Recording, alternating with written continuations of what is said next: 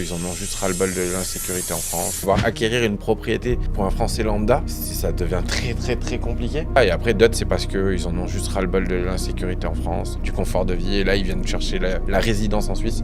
Et donc, ce pays est quand même nettement paisible. Genève un peu moins, ça bouge un peu plus parce que c'est un peu trop francisé. Mais sinon, la Suisse, ça reste paisible. C'est trop francisé, mais il faut juste être réaliste. C'est qu'on en a tout autant besoin que eux, ils ont besoin de nous. Il y a énormément de boulot qu'on n'est pas capable de faire et qu'on n'a pas envie de faire. Je pense qu'il faut autant les remercier que de les accueillir. Un membre qui est d'Alsace, il y a un appel où je l'ai senti un peu mou, un peu moins dans ses baskets. On se rend pas compte l'implication que les frontaliers ont quand ils viennent chez nous, ce qu'ils laissent, ce qu'ils mettent de côté. Certains ont des femmes, ont des enfants qu'ils laissent chez eux. Ils passent la semaine enfermés dans un appartement à travailler, à se lever à 6-7 heures du matin pour aller bosser. Le soir, ils sont sur le canapé en visio avec leurs femmes et leurs enfants en attendant vendredi pour aller retourner chez eux voir leur famille. Et on se rend pas compte des sacrifices qu'ils font pour venir se déplacer ici en Suisse. Tu vois cette vidéo, encore une fois, un grand soutien à toi, un grand soutien à tous les Français qui viennent ici. Un beau message. Je pense qu'on est là pour faire des échanges, c'est important, parce qu'on a aussi la possibilité de venir faire des podcasts, on a aussi l'aisance de pouvoir parler derrière un micro et derrière une caméra. Au-delà de faire un peu du blabla, il y a un message à pouvoir faire passer, c'est notre force de frappe aussi.